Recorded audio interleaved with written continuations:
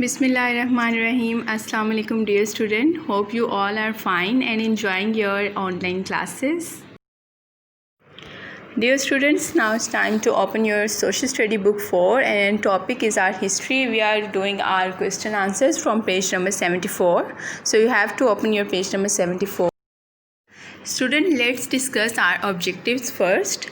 Students, you will be able to identify ancient empires and their impact on learning in the subcontinent.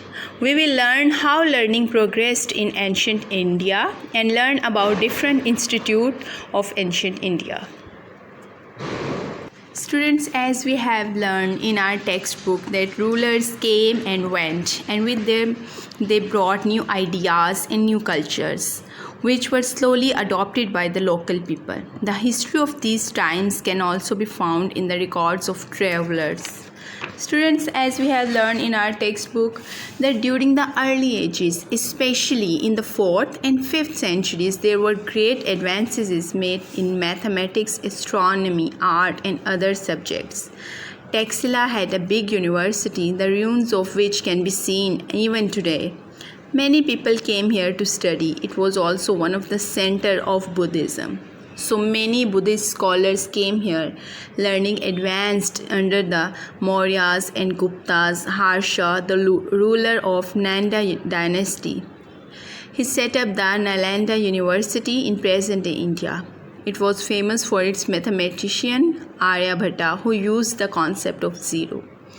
Students, most of the early people in this land were Hindus. From time to time, new religions came into being. Buddhism spread to many parts of the subcontinent and beyond.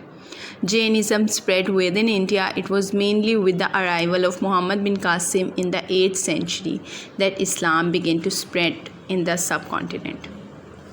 So students, as you have seen the pictures of different ruins of different university in the subcontinent, now it's time to discuss our question.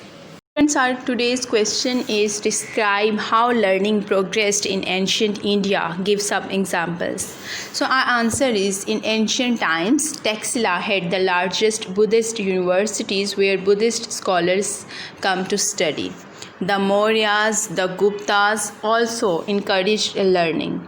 Students, Harsha, a ruler. Harsha is the name of the ruler, ruler of the Nanda dynasty, which we have learned earlier, set up the Nalanda University. This is the name of university. So there was a dynasty, Nanda dynasty. Ruler's name was Harsha, and he set up the Nalanda University in ancient India.